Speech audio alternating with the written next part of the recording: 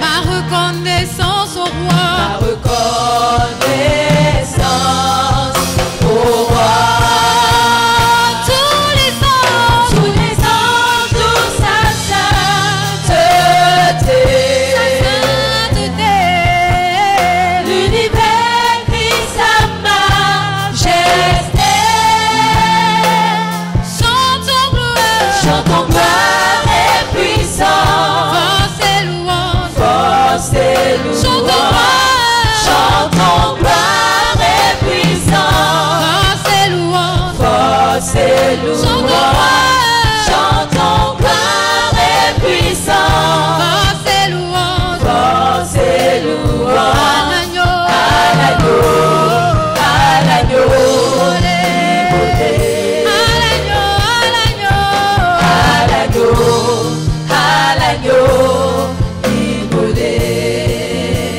vivant, vivant, vivant. Il est vivant, vivant, puissant, puissant. Il est puissant, puissant. Il est vivant, vivant. Dieu vivant, Dieu vivant. Il est puissant, puissant, tout puissant, tout puissant. Dieu vivant, Dieu vivant, Dieu tout puissant. Tous les anges nous sa sainteté, sa sainteté. L'univers crie sa majesté. Nous chantons, chantons gloire et puissance, force et louange à l'agneau, à l'agneau, à l'agneau immolé, à l'agneau immolé, à l'agneau, à l'agneau immolé. Digne es-tu, agneau de Dieu, digne es-tu, agneau de Dieu. Tous les anges ensemble acclament la puissance de ton nom. Digne es-tu, agneau de Dieu, digne es-tu, agneau de Dieu. Tu es digne es-tu, agneau de Dieu. L'univers entier proclame, l'univers entier proclame la beauté de ton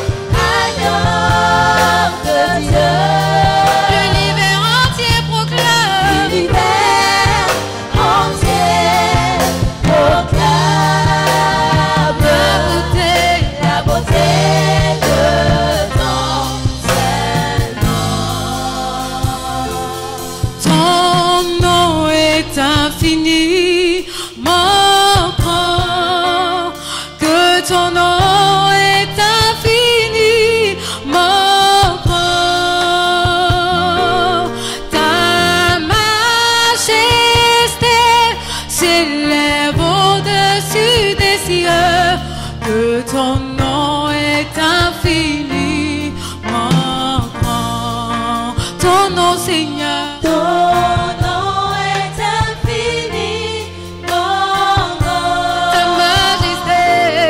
Ta majesté s'élève au-dessus des cieux. Que ton nom est infini. Nous le proclamons. Grand. Seigneur, ton nom. Ton nom est infiniment grand. Ce nom au-dessus de tout nom, Seigneur. Ton nom est infini. C'est le nom qui nous donne la vie. Oh, ta majesté. Ta majesté s'élève au-dessus des cieux. Que ton nom est Nous le confessons encore, ton nom, Seigneur. Seigneur, ton nom, ton nom. Ton nom est infiniment grand. Ce nom au-dessus de tout nom. Ton nom est infiniment grand. Ta majesté. Ta majesté s'élève au-dessus des cieux. Seigneur. Que ton nom est infini. Oh Dieu.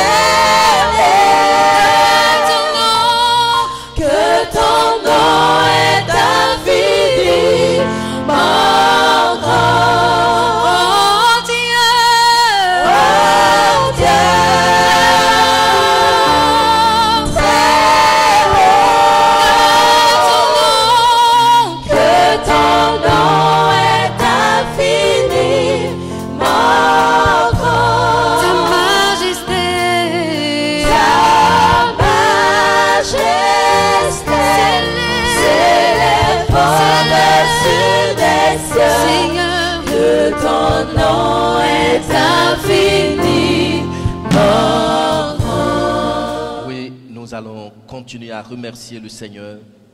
Il dit que nous étions étrangers aux alliances. Et voici que maintenant par Jésus-Christ nous participons à ces alliances. Nous étions séparés d'avec la racine, le peuple juif.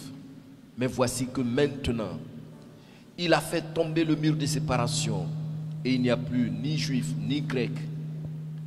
Mais nous sommes tous en un par la foi en Jésus-Christ.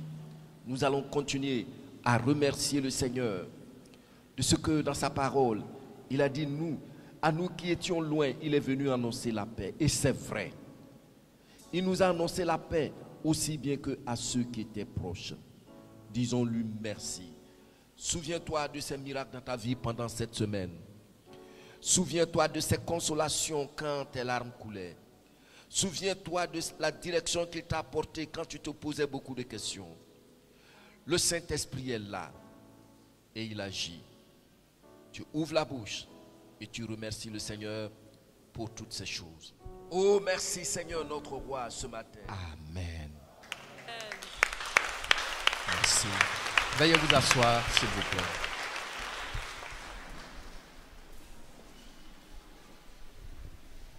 Donné à la croix pour nous.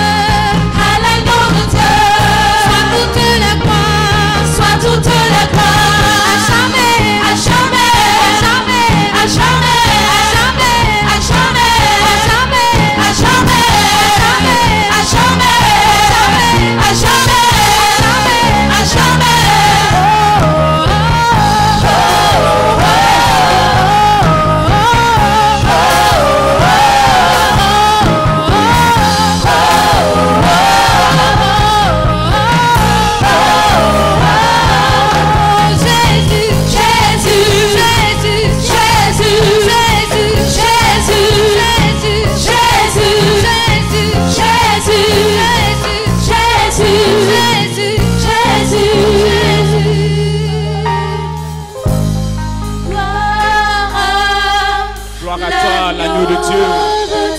Assis sur le trône, celui qui règne à jamais.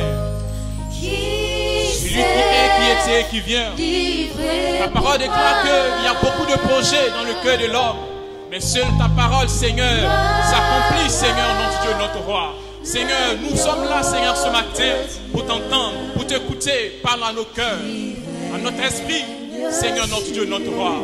Gloire à toi, l'agneau de Dieu, celui qui règne à jamais.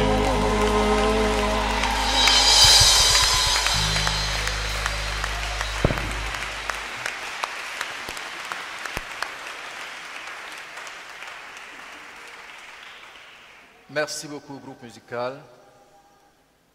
Merci pour votre ministère. Qui a écouté notre radio pendant cette semaine? Merci. Alors, nous avons notre radio, la web radio. Il faut écouter. Hier, à partir de 22h30, qui a écouté? 22h30. Maintenant, il faut prendre l'habitude à 22h30, les vendredis et les samedis, pour écouter, parce que à ce moment précis, je viens faire le rappel de ce qu'on a vu le dimanche passé.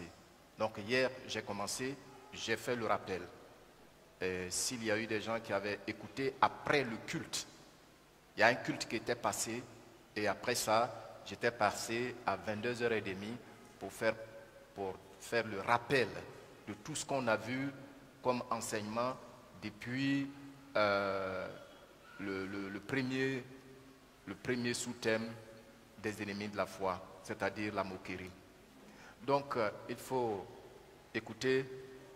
Bientôt, avec le premier responsable, par la grâce de Dieu, on va organiser progressivement une grille pour que vous puissiez être de plus en plus édifiés. Amen. Bien, la dernière fois, nous avions commencé à voir un deuxième groupe d'ennemis de la foi, à savoir les yeux et les oreilles. Mais on a mis spécialement un accent sur les yeux d'abord, avant de voir les oreilles. Toutefois, vous avez constaté, comme je vous l'ai annoncé, qu'il y a par moments des chevauchements. Il y a eu par moments des chevauchements parce que les deux vont pratiquement ensemble.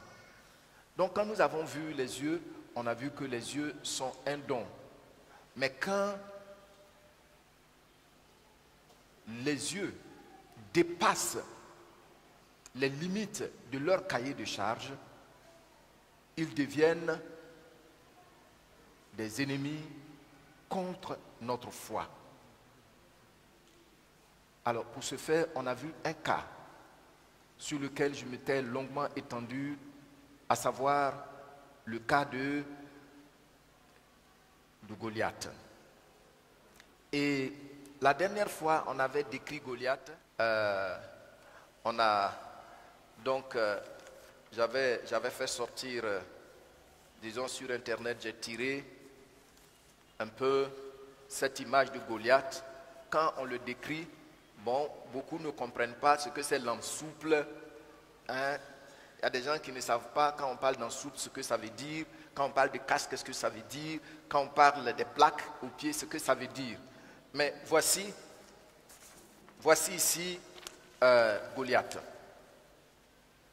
Cet homme qui a 2,80 m, 3 mètres de taille. Et on a vu comment la Bible l'a décrit. Par exemple, son casque, ce qui protège sa tête là, c'est ça qui est là, c'est ce qui fait pratiquement 60 kg. Donc ça vous donne une idée de ce monsieur qui était un géant. Ça seulement, ça fait pratiquement 30 kg. Et puis ça, ce qu'il porte ici en écaille là, pour se protéger, on a vu que ça fait 57 kg. Maintenant, les plaques dont on a parlé là, ça là c'est pour protéger son tibia. Ça fait 7 kg. Chaque plaque fait 7 kg. Vous voyez? Et puis ça Lui, il ne prend pas épée comme ça là. Mais c'est comme les bois des tisserands là.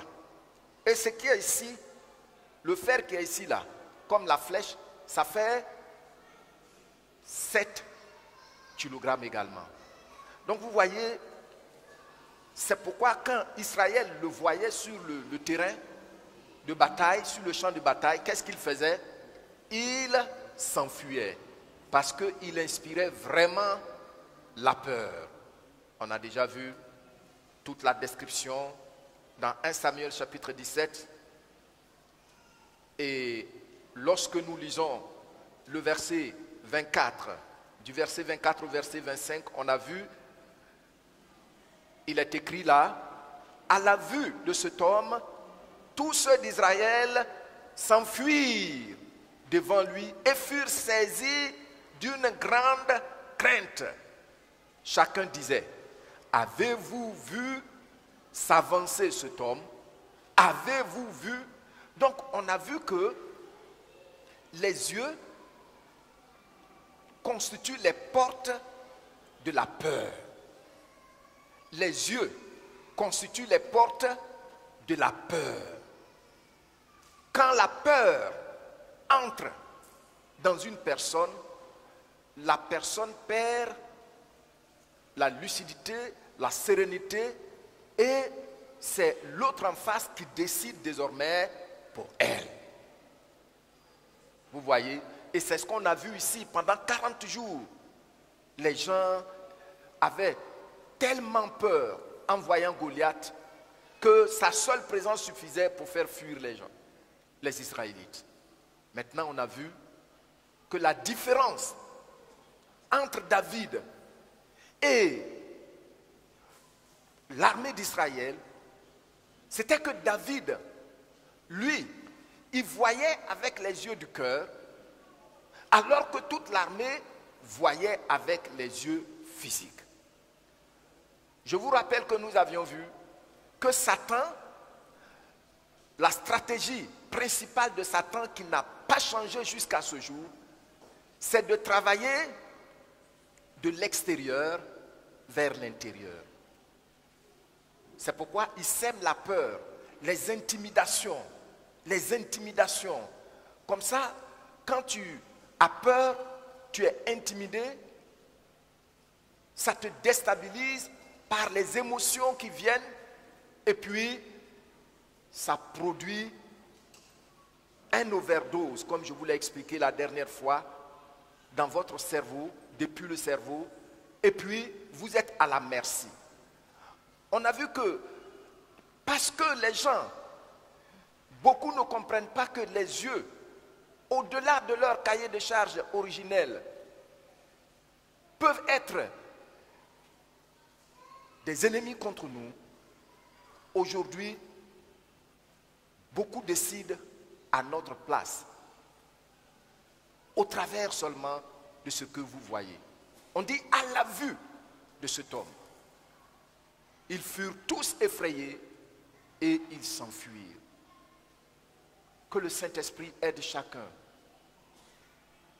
à canaliser ses yeux dans le plan originel de Dieu. Amen. Donc retenez que tout ce qu'on a vu la dernière fois, c'était pour dire que par les yeux, la peur entre en nous, l'intimidation, et ça nous déstabilise. Alors qu'avec Dieu, il nous donne de voir depuis l'intérieur. C'est ce que David a vu. Quand tu vois depuis l'intérieur, tu saisis bien l'image. Tu cernes bien la situation. Et donc, en regardant par rapport à ce que Dieu a dit depuis l'intérieur, tu regardes d'en haut. Alors qu'en regardant avec les yeux humains, tu regardes de la terre. Vous vous souvenez? Donc, ce premier élément, nous terminons ça aujourd'hui avant de toucher un autre point, un autre cas d'étude, toujours ayant attrait à la vue. Voyez-vous que la vue, les yeux peuvent te contrarier dans l'objectif que tu peux atteindre. Je reprends. Les yeux peuvent te contrarier dans l'objectif que tu peux atteindre. Les yeux peuvent te contrarier dans l'objectif que tu peux atteindre. Je suis en train de dire quoi à nos mamans? Les mamans, écoutez-moi bien. Je suis en train de dire, ce que tes yeux voient là, ça peut t'empêcher de faire ce que tu es capable de faire. Vous voyez, non? Donc, c'est ce que nous allons voir dans ce deuxième cas d'étude. Les yeux peuvent t'empêcher d'atteindre les objectifs que tu dois atteindre. Parce que avec les yeux, tu peux faire une évaluation dont tu es tellement sûr que l'échec s'installe sans commencer même. Tu vois? Et nous voyons cela dans le livre de Jean. Jean, chapitre 6. Jean, chapitre 6, du verset 5 au verset 9. Ayant levé les yeux et voyant qu'une grande foule venait à lui, Jésus dit à Philippe, où achèterons-nous des pains pour que ces gens aient à manger? Il disait cela pour l'éprouver, car il savait ce qu'il allait faire. Regardez ce que Philippe dit, le verset 7. Philippe lui répondit, les pains qu'on aurait pour 200 deniers ne suffiraient pas pour que chacun en reçût un peu. Eux tous, ils ont vu la foule. Mais la foule était tellement impressionnante que dans le projet ou dans l'élan de leur donner à manger, c'était impossible. Philippe, certainement, ici connaissait en matière de comptabilité, de gestion financière. Donc, vous voyez, il a tout de suite évalué. Il dit même pour 200 deniers, on ne peut même pas nourrir ces gens-là. Ils sont trop nombreux. Évaluation par rapport à ce que ses yeux ont vu. Mais le Seigneur les a nourris avec combien de pain? Avec combien de pain? 5 morceaux de pain. Toute cette foule, 5000 personnes, disons 5000 hommes, sans compter les femmes et les enfants. Mais voici l'évaluation de Philippe. C'est basé sur quoi? C'est basé sur ce qu'il a vu. Très souvent, on échoue dans nos projets, pas parce que Dieu n'a pas mis, Dieu n'est pas à notre côté, pas parce que Dieu n'a pas mis les potentialités nécessaires à notre disposition, mais on échoue avant même d'avoir commencé parce que, avec les yeux, nous avons fait une estimation, une évaluation qui nous a effrayés. Par exemple, nous avons commencé ce temple. Est-ce que vous savez, vous vous souvenez de notre stratégie? Moi, j'ai donné la vision que Dieu m'a donnée.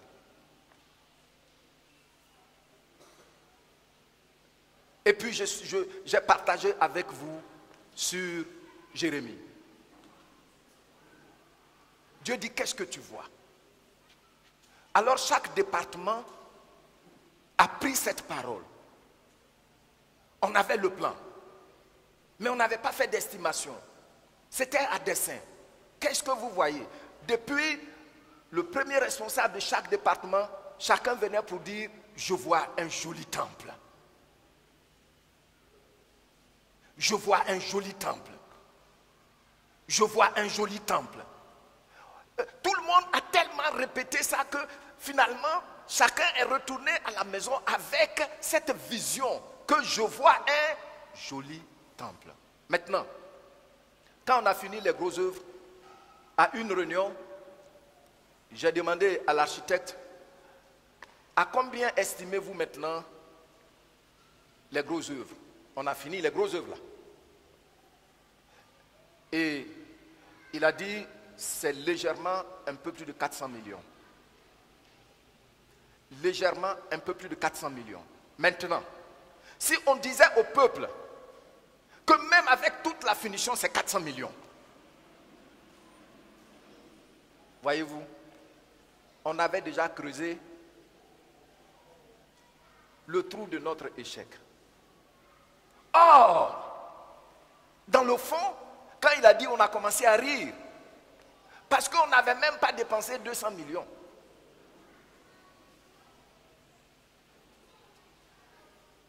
Nous avons eu une réunion, pas cette dernière réunion, quand ils ont fait toutes ces choses. Je lui ai demandé encore, monsieur l'architecte, à combien pouvez-vous faire l'estimation? Il dit, ah, si je dois faire l'estimation, il faut que vous me payiez, monsieur le pasteur. Comme ça, je vais bien faire l'estimation. Mais ça, c'est plus cher que les gros œuvres. Ça veut dire quoi? Ça veut dire que si on nous disait, non, votre temple là, il vous faut, avec tous les matériaux de qualité, il vous faut ne serait-ce que 800 millions. Des gens seraient partis de l'église. Des gens seraient partis de l'église. Oh. Mais les gens veulent nous dépouiller.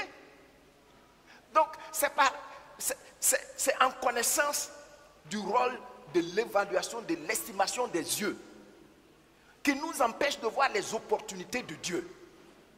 Les yeux peuvent t'empêcher de voir les opportunités de Dieu. J'ai dit quoi? Tu vois? Parce que partout où il y a la peur, l'on est déstabilisé. Et quand l'on est déstabilisé, on ne prend pas d'action, donc on ne rencontre plus, on ne peut pas rencontrer les opportunités de Dieu. Et nous nous sommes engagés.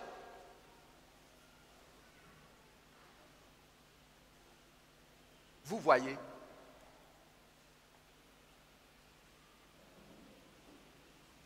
Donc souvent on fait des évaluations qui empêchent la main de Dieu d'agir. Alors que pour les 5000 hommes, 10 personnes, seulement avec 5 pains, c'était suffisant pour le Seigneur.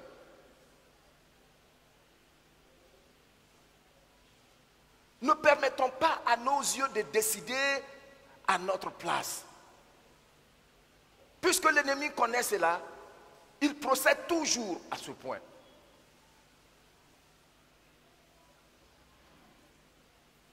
Qui me suit? Est-ce que ce que je dis peut t'aider? Est-ce que ça peut t'aider? Tu veux construire ta maison. Et puis on te donne un devis estimatif.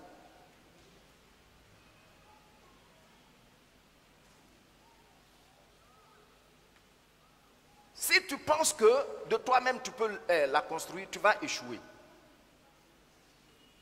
Mais si tu es convaincu que c'est le Seigneur qui va t'aider, il ne faut pas avoir peur. Amen. Amen. Les opportunités qu'il va créer, on ne peut même pas se les imaginer un seul instant. Mais le temps de te rendre compte, tu as déjà fini. Et puis tu dors dans ta maison. Amen. Quand nous avions commencé, aucun de nous ne s'imaginait qu'on irait en Chine acheter les choses. Aucun de nous.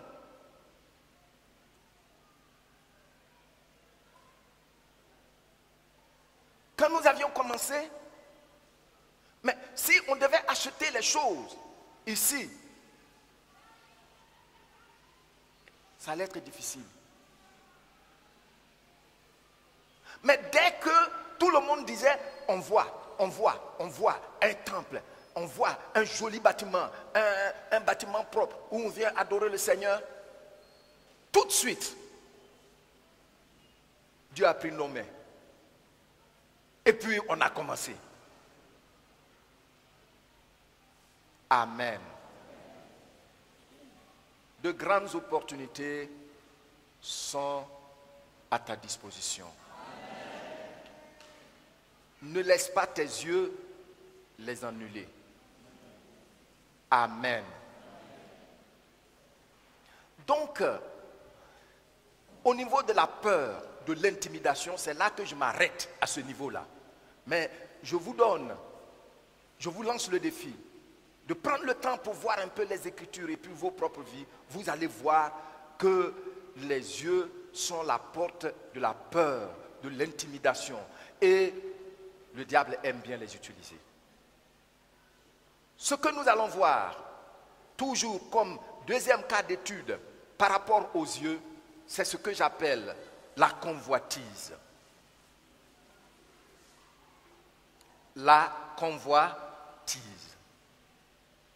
Et nous allons lire ensemble 1 Jean chapitre 2 verset 16. Vous notez 1 Jean chapitre 2 verset 16.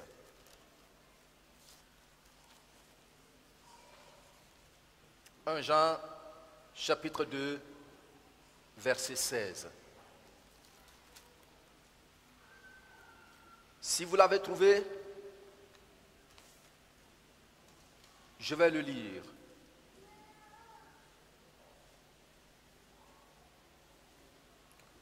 Car tout ce qui est né, non, tout ce qui est dans le monde, qu'est-ce qui est dans le monde? La convoitise de la chair, la convoitise des yeux et l'orgueil de la vie ne viennent point du Père. Ne vient point du Père, mais vient du monde. Et le monde passe, verset 17, et sa convoitise aussi. Mais celui qui fait la volonté de Dieu demeure éternellement. La convoitise, voici un deuxième agent que l'ennemi envoie contre nos yeux. La convoitise, c'est quoi? Il parle de la convoitise des yeux, de la convoitise de la chair. La convoitise, c'est quoi? J'ai regardé quelques dictionnaires et j'ai pu noter que la convoitise est un désir immodéré. Un désir immodéré, déréglé. Un désir immodéré, déréglé, de posséder par tous les moyens l'objet de notre désir. Vous voyez? Voilà. C'est un désir extrême, sans scrupule. Hein? Ça veut dire, il n'y a même pas de respect dans ce que je désire. Un désir extrême. Finalement, l'objet de mon désir me possède. Et si l'objet de ton désir te possède, tu utiliseras tous les moyens pour pouvoir l'obtenir. Même s'il faut sacrifier une partie de ton corps, même s'il faut sacrifier sa réputation, même s'il faut sacrifier sa famille, comme des hommes qui peuvent quitter leurs femmes et leurs enfants pour aller s'installer chez une autre fille. Ça, c'est la convoitise. J'ai regardé dans le dictionnaire de Richard Trench. Son livre est intitulé Synonyms of the New Testament. Synonyms of the New Testament. Synonyme du Nouveau Testament. Richard Trench. Lui, il définit la convoitise comme un appétit vorace. La convoitise comme un appétit vorace des jouissances mauvaises. Comme c'est, lui, il est pleinement dans notre contexte. Donc je dis, et puis tu vas redire après moi. La convoitise est un appétit vorace des jouissances mauvaises.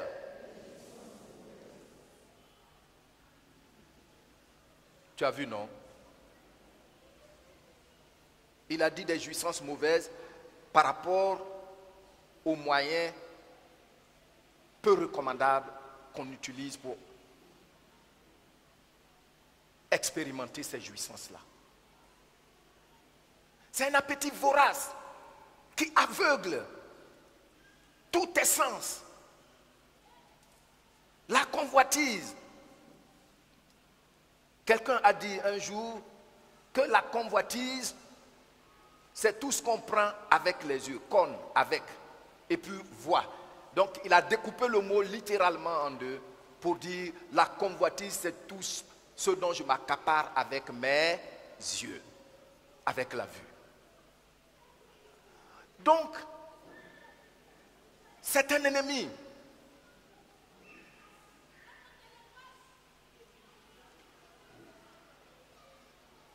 C'est un ennemi. Mais bien aimé, ce que nos yeux voient font toujours impression sur nous. Ce que nos yeux voient crée en nous des sentiments et des sensations qui, à leur tour, produisent généralement des actes et de mauvais actes. Dès que le sentiment est là, et que tu continues de l'entretenir, personne ne le voit. Mais tu continues de l'entretenir, qu'est-ce que ça va faire? Ça va aboutir à des actes que tout le monde va voir. Tu as vu? Le cas de David, c'était ça. Le monsieur était sur sa dalle, il voit. Et je ne sais pas comment il a fait pour voir la femme dans sa douche là-bas. Vous voyez les yeux? Et le sentiment est né. Et comme le sentiment est né, finalement il a envoyé quelqu'un pour aller la prendre venir. Il a tout pouvoir. Mais tu sais, si tu ne veilles pas sur tes sens là, c'est ça qui va te ridiculiser. Ce que tu refuses de combattre te combattra. Ce que tu refuses de combattre te combattra. Et nous savons ce qui s'en est suivi.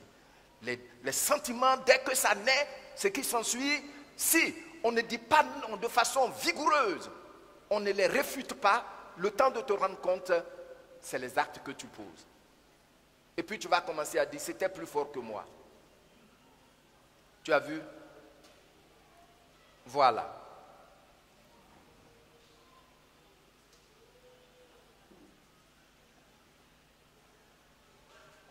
La convoitise, c'est aussi l'envie incontrôlée de posséder.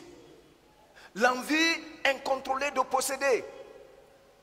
Oh, comment des jeunes gens et des jeunes filles, vous pouvez aller vous endetter pour payer chaussures.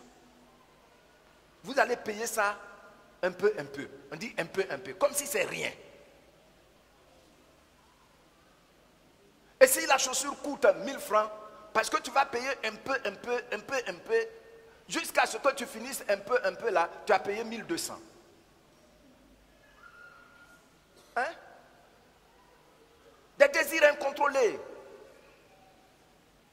Je me souviens une année avoir reçu quelqu'un ici, dont le foyer était dans de sérieux problèmes. Il habitait Yopougon. Et puis, une grande porte lui a été ouverte. Donc il a changé d'entreprise. Mais là où il est venu travailler, tout le monde habite Cocody. En tout cas, tous ceux de son cercle-là, eux tous ils habitent Cocody. Et ils en sont fiers avec une démarche élégante. Mais ce n'est pas tout. Pratiquement eux tous roulaient dans des Pajero en son temps. Donc la première des choses, quelqu'un qui louait une maison peut-être à 100 000 francs à Yopougon. Du coup, il va être comme les autres, l'envie. Il change, il quitte Yopougon parce que c'est honteux d'habiter Yopougon en travaillant dans cette boîte. Où c'est dit? Il quitte sa maison là-bas, il vient louer une maison ici, et en ce temps, ne serait-ce que 300 000 ou 200 000 francs. Mais même si le salaire que tu vas avoir là est le double, déjà il y a problème. Hein? On ne mange pas le salaire, tout le salaire du coup. Pour dire aux gens, m'as-tu vu? Le salaire est une récolte où chaque fois il faut prendre la semence dessus pour garder, pour s'aimer. Je vous ai déjà enseigné là-dessus. Mais lui, maintenant, il s'est déplacé, il est venu à Cocody. Il y a les Pajero. Vous connaissez les Pajero en son temps?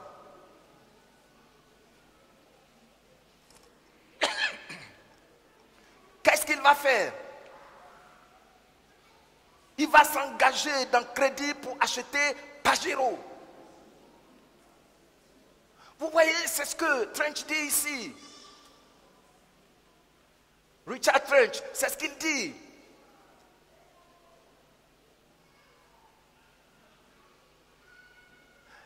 Une envie incontrôlée de posséder, la jalousie et bien d'autres comportements semblables naissent par tout ce que les yeux absorbent. N'est-ce pas? Tu sais, généralement, on rend facile le combat du diable. Quand tu ne connais pas ces choses.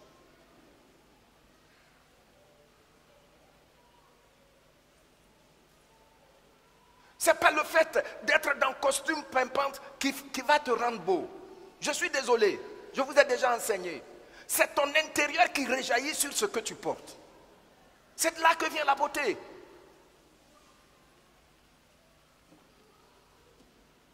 Ce n'est pas le fait de rouler dans une Pajero qui va dire que tu es quelqu'un. C'est de savoir qui tu es. Et voici finalement, quelques mois après ici, il ne pouvait plus manger. Et c'est le pasteur qui va aller payer maintenant votre facture. Tu viens avec facture. Moi, je vais te trouver argent ou 30 000 pour aller payer ta facture.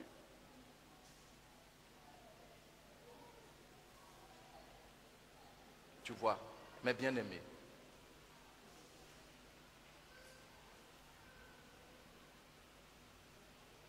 Faisons attention à ce que nos yeux voient pour ne pas les dévorer.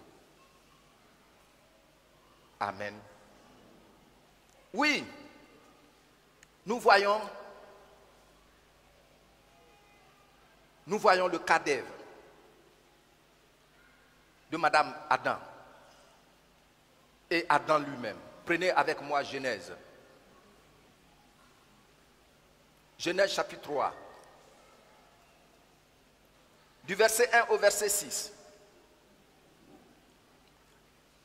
Quand je vais le lire, à partir du verset 6, s'il te plaît, tu vas le lire avec moi. Le serpent était le plus rusé de tous les animaux des champs que l'Éternel Dieu avait fait. Il dit à la femme, Dieu a-t-il réellement dit,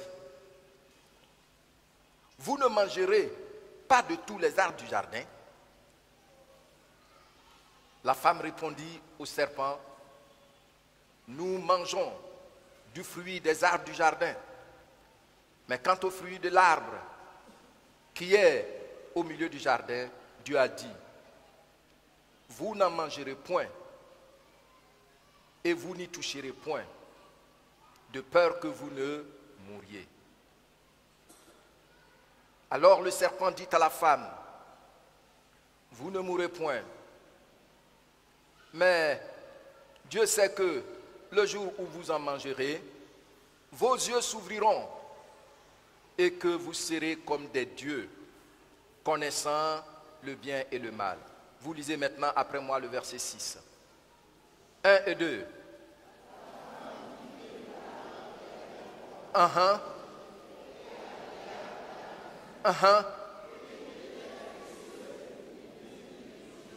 Et puis maintenant, qu'est-ce qui s'est passé? Et puis, et comme elle aimait son mari, qu'est-ce qu'elle a fait?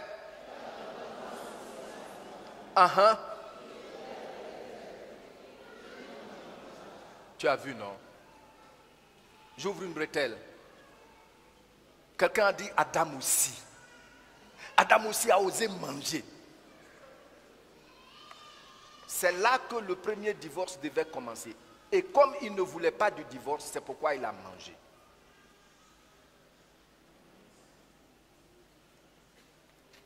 Je ferme la parenthèse. Qu'est-ce que l'ennemi a utilisé? Nous allons revenir sur ces textes. Mais par rapport à l'organe qu'on est en train de voir, au sens qu'on est en train de voir actuellement, le verset 6, qu'est-ce que l'ennemi a utilisé? La vue. Est-ce qu'on va dire que la femme n'a jamais vu le fruit de cet arbre-là? Elle l'a toujours vu. Ça y est, dans son jardin.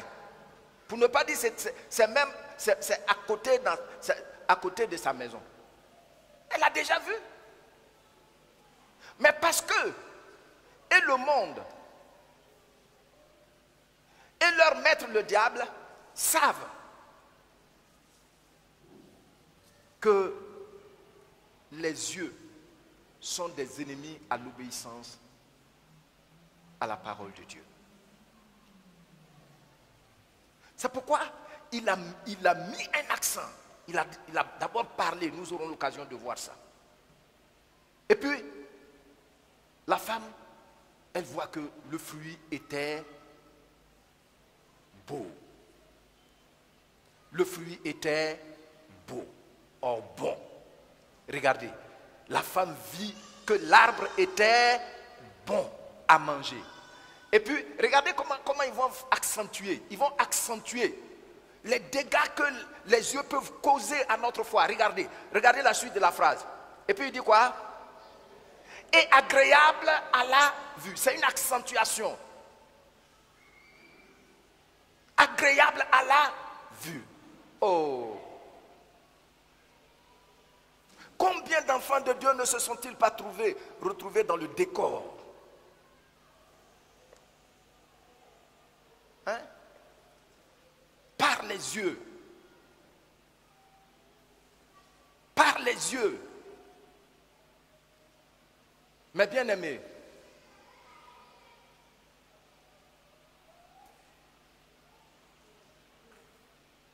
nous les hommes,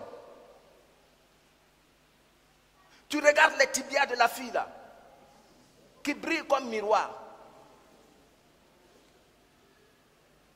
Tu vas regarder, et puis tu vas voir que c'est beau. Et puis le temps de te rendre compte, les sentiments sont là, et les sentiments vont te pousser jusqu'à l'action. Et puis tu vas te révolter contre les autres.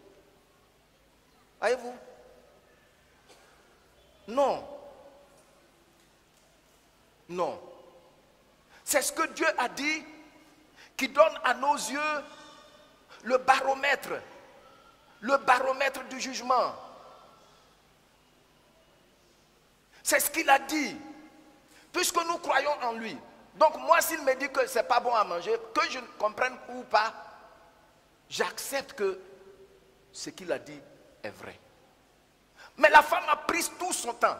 Regardez, quand on dit elle a regardé là, ce n'est pas du coup, hein. Peut-être ça a pris des jours. Elle tourne un peu, elle vient regarder. Et puis, un de ces jours, elle a dit ça. La salive a commencé à venir dans sa bouche. Elle a dit, Et puis, elle a cueilli le fruit et elle l'a mangé. Tu as vu? Les yeux, quand nous les utilisons en dehors de leur cahier de charges originel, ils deviennent ennemis de notre obéissance à Dieu. C'est ce que Jean dit ici. La convoitise des yeux. La convoitise de la chair, comme le cas de ce monsieur. Parce que tout le monde roule dans Pajero. Tout le monde habite Cocody. Mais écoutez. Et le temps de te rendre compte, il a fait voler sa famille en éclats. Parce que il est endetté jusqu'au cou, comme le diraient certaines personnes. Tu aurais pu bien rester à Yopougon, dans ta maison de 100 000 comme ça, au moins, tu peux épargner 100 000 par mois.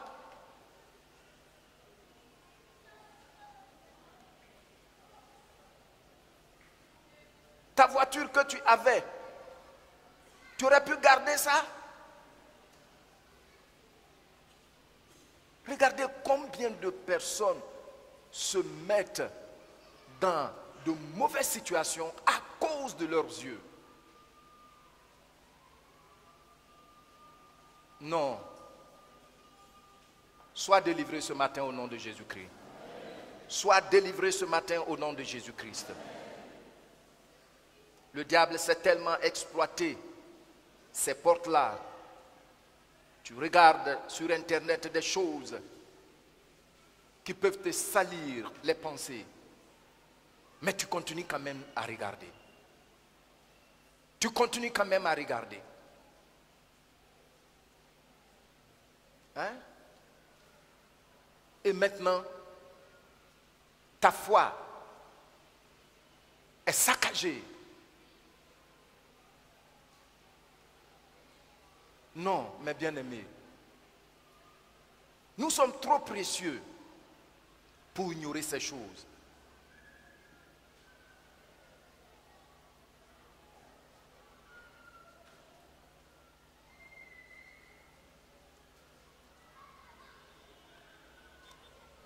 Toujours la convoitise. On a le cas d'Acan. Dans Josué chapitre 7, du verset 1 au verset 20. Et je vais vous conter ça à cause du temps. Dans ce passage-là, il s'agit du peuple d'Israël qui venait de prendre Jéricho.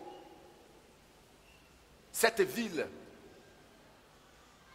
très fortifiée, qu'humainement parlant, personne ne pouvait prendre. Mais il venait de prendre la ville de Jéricho. Donc il y avait un petit peuple là, quand vous lisez, le peuple d'Aï. Ils devaient aller contre le peuple, ils ont fait l'espionnage, hein, pour voir la faisabilité. Et les espions sont venus, ils ont dit à Josué, il ne faut pas fatiguer le peuple. Juste tel nombre de personnes suffiront pour... C'est un petit peuple. Mais avant de partir, Dieu a dit, quand vous lisez l'Ancien Testament, vous allez voir que les premiers combats là, les premières guerres qu'ils ont menées, Dieu disait toujours de les dévouer par interdit. Ça veut dire quoi? C'était la dîme de Dieu. C'est comme dans le jardin. J'ai lu le livre de Yonggi Cho intitulé Salvation, Health and Prosperity. Il a dit ce fruit c'est la dîme. Beaucoup de gens se rendent malheureux progressivement, ils s'enfoncent parce qu'ils méprisent ça, ils ont des arguments. J'ai écouté un serviteur qui a dit la route qui mène à l'enfer est pavée de bonnes intentions. La route qui mène en enfer est pavée de beaucoup d'excuses. Et là, ça c'est dans ce livre, Salvation, Health, Prosperity. Vous pouvez aller demander ça dans une librairie. Vous allez voir qu'au niveau d'Ève et d'Adam, c'est comme ça, Dieu a apporté la révélation au pasteur Yonggi Cho. Ici, dans les guerres, Dieu disait au peuple, il ne faut rien toucher. Tout ce que vous allez trouver, détruisez tout. Parce que c'est ma part. Mais ils sont partis contre ce petit peuple-là. Qu'est-ce qui s'est passé? Acan, ce monsieur, quand ils ont tué les gens, il a vu dans une maison un manteau. Oh, manteau. Il a vu un manteau, il a vu de l'or. Et puis il a dit, c'était trop beau, c'était trop joli. C'est entré en lui par ses yeux, il a pris. Et vous savez ce qui s'est passé, non? Le petit peuple là a battu ce puissant peuple d'Israël. Ils ont envoyé encore un autre groupe, plus nombreux maintenant. Parce que Josué s'était dit, peut-être on s'est trompé. Et ils sont partis. C'était catastrophique. Alors qu'est-ce qu'ils ont fait? Ceux qui n'étaient pas morts, ils sont venus et puis ils se sont assis. Ils ont pleuré. Et la Bible dit, Josué s'est prosterné, c'est-à-dire le front contre terre, du matin jusqu'au soir, pour dire, Seigneur, ce malheur, d'où ça vient? Il y a des gens qui savent la source de leur malheur, mais ils ne vont pas se repentir de ça. Ce malheur, Dieu, d'où ça vient, Éternel des armées? Et le Seigneur dit, mais lève-toi. Tu es là prosterné depuis le matin jusqu'à la nuit. C'est quoi? Josué veut parler au Seigneur. Il dit, non, je sais ça déjà. Mais qu'est-ce que je vous ai dit quand vous deviez partir ici? Je vous ai dit de ne rien prendre. Mais, voici, l'interdit est parmi vous. Quand nous prenons ce qui est à Dieu, l'interdit est parmi nous. Il faut commencer à pleurer. L'interdit est parmi nous.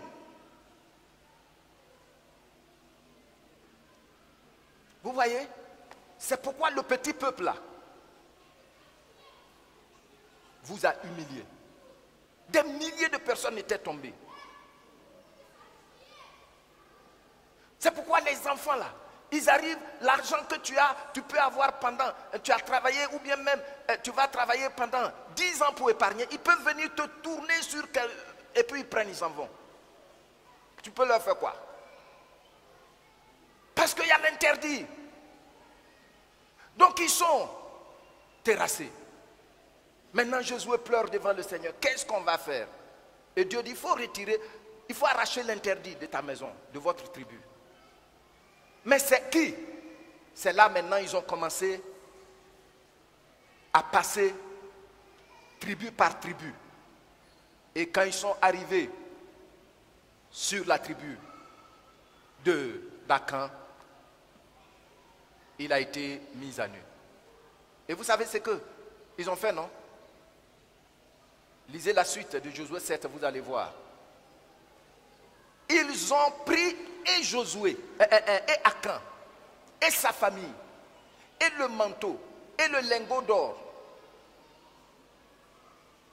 Ils les ont lapidés.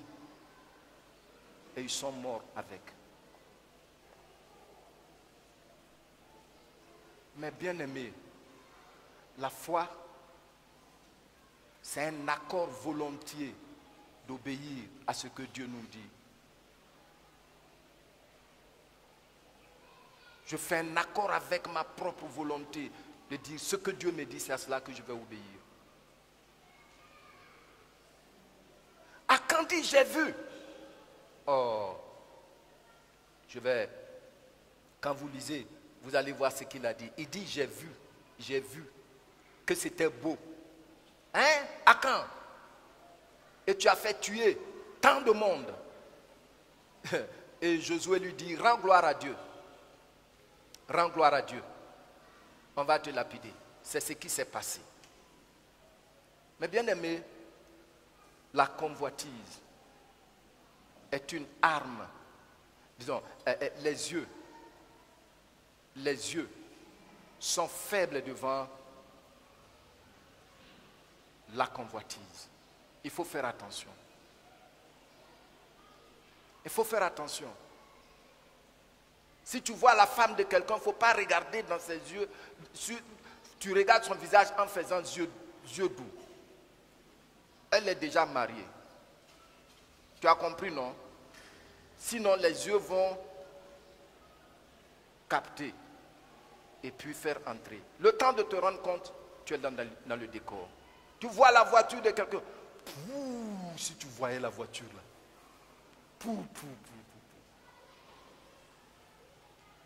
Et puis tu commences maintenant à penser à ça. Et puis le temps de te rendre compte, tu t'es endetté. Tu t'es endetté. Tu vois? Maintenant, comment est-ce qu'on peut bien canaliser nos yeux dans les limites de leur fonction originelle?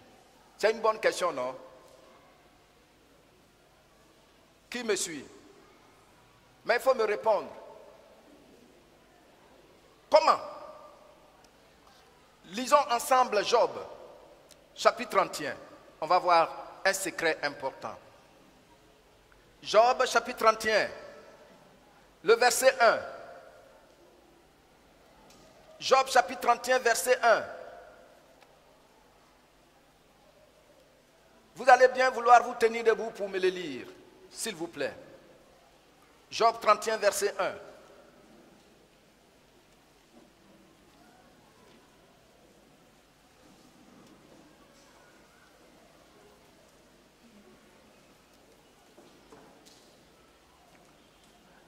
Un et deux.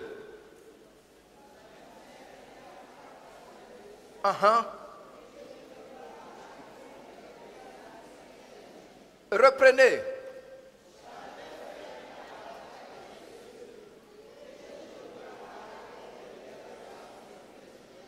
Merci. Job, veuillez vous asseoir. Qu'est-ce que Job a fait avec ses propres yeux? Ses propres yeux.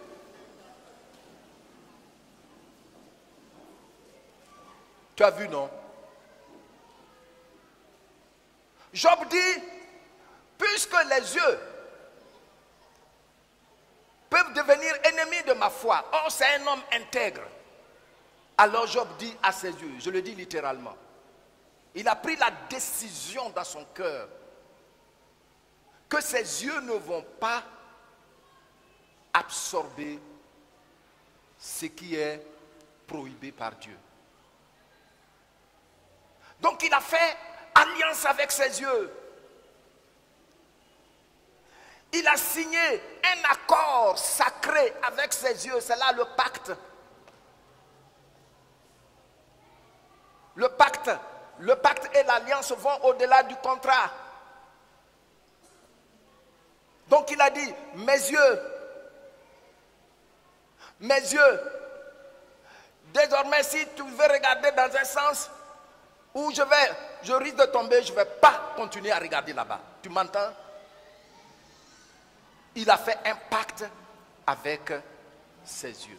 Donc quand il marche, il regarde tout droit devant lui. Parce que ça peut te ridiculiser. Hein? Qui me suit? Est-ce que tu es prêt ce matin à faire pacte avec tes yeux? Les femmes qui troublent leur foyer. Hein? J'ai appris qu'une femme a troublé son foyer palabre. Parce que l'argent de popote, elle a pris tout l'argent pour aller faire mèche, ça descend jusqu'ici. Et maintenant,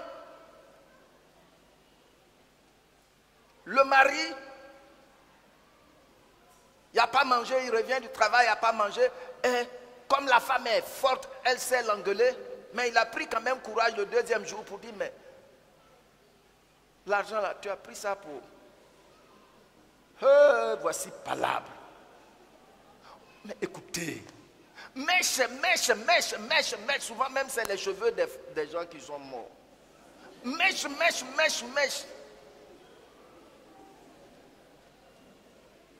Il y en a même souvent, tu les vois, elles mettent bleu dedans. Bon, est-ce que quelqu'un a ça ici? Pardon, il faut me pardonner. Pardon, si tu as ça, il faut me pardonner. Je t'ai pas vu. Je dis ce que je vois là-bas. Elles vont mettre bleu dedans. Elles vont mettre albinos dedans. Elles vont mettre... On va où avec ça? Convoitise des yeux. Et toi, chrétienne? Et toi, chrétienne? Elles font jusqu'à... Ça vient ici. Et puis elles marchent, elles font la tête comme ça. Elles font la tête comme ça. Ah, my God, come and see.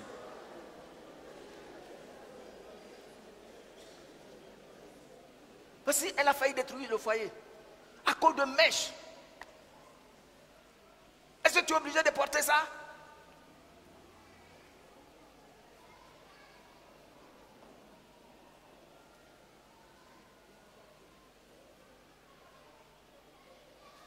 Tu vas aller prendre pagne à crédit. Et quand le monsieur vient et que tu n'as pas payé, il te propose le raccourci et puis pour annuler ta dette. Vous savez ça aussi, les mamans. Quand les commerçants qui passent de maison en maison là, maintenant même ils ne font plus, je ne les, bon peut-être c'est ici que je ne les vois pas.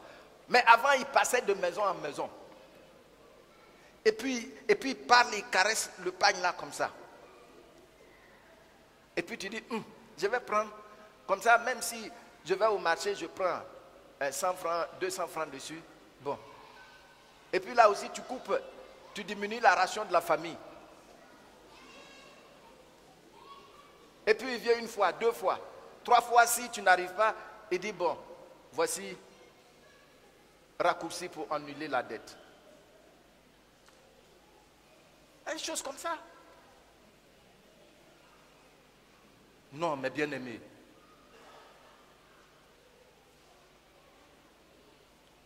Et nous les pasteurs.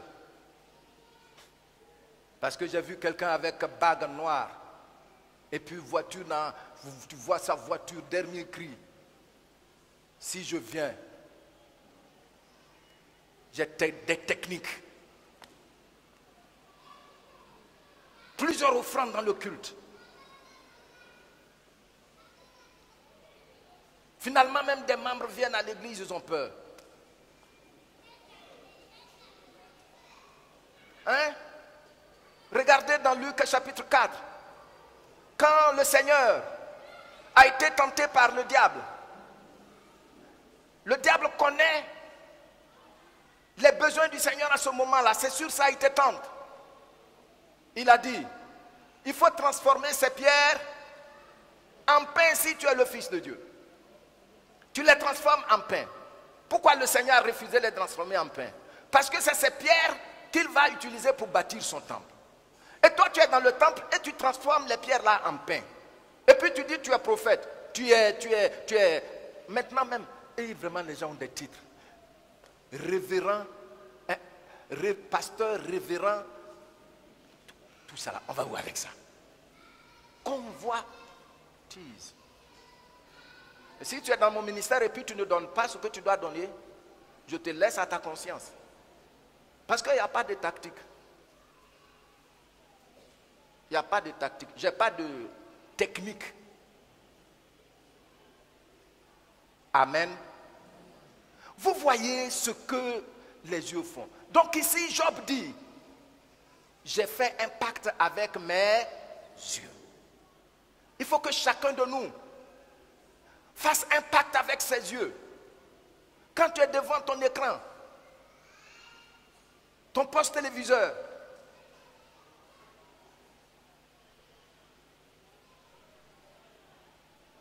voici une femme qui connaît son homme. Les deux sont là devant le poste téléviseur. Et puis, ils voient une femme. Et puis, ils ont présenté la femme en grand. Et puis, le monsieur, toi, tu es dans le salon avec ton mari, ta femme, tu dis que vraiment, elle a un beau teint. Ouh, c'est comme ça. Et puis, voici palabre. Et ta femme te regarde. Elle dit, ces produits cherchés là, qu'elle prend pour mettre. Si tu veux que pour moi aussi soit comme ça, il faut mettre produits cherchés, voici palabre. Voyez-vous, tu es libre de dire non. Deuxième moyen, et c'est là que nous allons nous arrêter. L'apôtre Paul dit, il faut donner la priorité aux yeux spirituels. Deuxième moyen. Paul dit quoi? Il faut donner la priorité aux yeux spirituels. Il faut donner la priorité aux yeux spirituels. Regardez dans 2 Corinthiens chapitre 5 verset 4. Qu'est-ce qu'il dit? Quelqu'un d'autre, vous allez prendre aussi 2 Corinthiens chapitre 4 du verset 17. 2 Corinthiens chapitre 4 17 à 18. Voilà. Donc 2 Corinthiens chapitre 5 verset 7. Qu'est-ce qu'il dit? Car, je lis et puis tu lis après moi. Car nous marchons par la foi et non par la vue. Ça veut dire quoi? Ça veut dire qu'il faut donner priorité aux yeux de la foi, aux yeux spirituels. Hein? Il faut donner priorité. Je suis en train de dire priorité là. Maman, ça veut dire ce que tu dois mettre premier là. Premier, c'est ce que Dieu te donne de voir dans ton cœur. Hein? Non, on donne priorité à ce que nos yeux physiques voient d'abord. Et ces yeux deviennent nos ennemis, des armes redoutables dans les mains de Satan. Vous voyez, 2 Corinthiens 4. Il dit, parce que nous regardons non point aux choses visibles, mais à celles qui sont invisibles. Et puis il dit quoi? Car les choses visibles sont passagères et les invisibles sont éternelles. Amen. Les choses visibles sont et les choses invisibles sont éternelles. Quand le chrétien comprend ça, maintenant tu peux faire un pacte de façon concrète avec tes yeux. Hein, c'est comme ça. Regardez comment dans l'avant-dernier chapitre d'Apocalypse, comment Dieu décrit ce que nous allons vivre un jour. Ce n'est même pas encore monté à nos cœurs. Il y en a même qui viennent au culte, c'est pour regarder les pagnes des autres. Qui fait ça? Il faut te lever, je vais voir. Hein? Non. Non. L'apôtre dit, si nous voulons canaliser nos yeux à voir ce qu'il doit voir, nous devons donner la priorité aux choses spirituelles. Mais bien aimés, je m'arrête là aujourd'hui par rapport à mon temps qui m'a été imparti. Et je voudrais vous dire, la semaine passée et aujourd'hui, la première partie de notre cas d'étude, c'est que par les yeux, l'ennemi peut s'aimer la peur en toi. Et une fois que la peur est entrée en toi, tu es déstabilisé. Ta foi devient inactive. Et nous avons vu spécialement aussi par les yeux, la convoitise vient. Et la convoitise est un ennemi terrible, comme nous l'avons vu dans le cas d'Ève et d'Adam. Nous l'avons vu dans le cas de David. Et enfin dans le cas d'Akan, dans Josué 7. Maintenant on a vu comment est-ce qu'on peut canaliser nos yeux. On doit faire comme Job. Prendre une décision.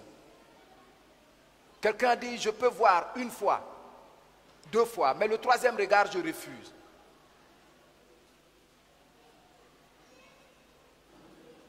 Tu as vu? Deuxièmement, deuxième moyen, c'est ce que l'apôtre Paul nous dit. Il faut donner la priorité aux choses spirituelles, invisibles, dont Dieu nous parle, parce que tout ce qu'on voit physiquement est temporel. Il y a un temps. Et pour preuve, vous voyez, il y a des choses qu'on a achetées, peut-être il y a 10 ans de cela. Aujourd'hui, c'est des ordures. Vous partez à la casse, vous allez voir des voitures. En leur temps, c'était les voitures dernier cri. Mais aujourd'hui, ça y est, à la casse.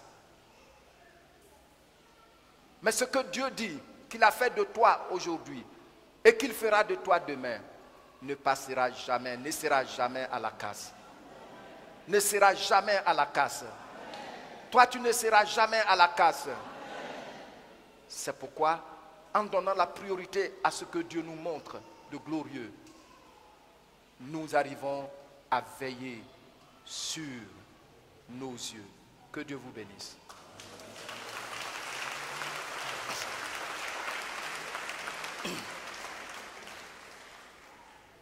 Alors, nous allons nous tenir debout juste quelques minutes de prière. Juste quelques minutes. Tu as entendu. La première des choses que tu vas faire, c'est de remercier le Seigneur pour ses révélations. Tu vois, la vie chrétienne, le Seigneur l'a rendue accessible.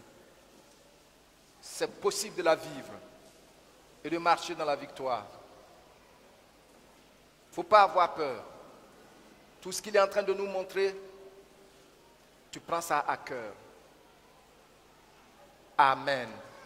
Tu remercies le Seigneur pour ce que tu as reçu, qui t'a touché.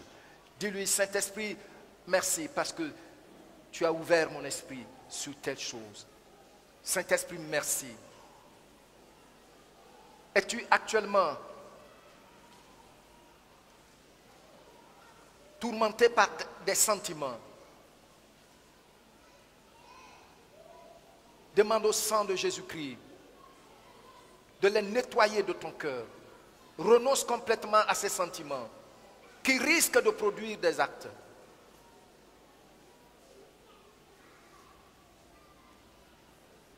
Ne cherche pas des arguments. Ne cherche pas des arguments. Demande pardon au Seigneur. Et dis, je renonce. Je renonce à ces désirs illégitimes. Parce que ça s'exprime dans un autre cadre. Seigneur, je vais être un homme de foi. Seigneur, je vais être une femme de foi qui marche de victoire en victoire.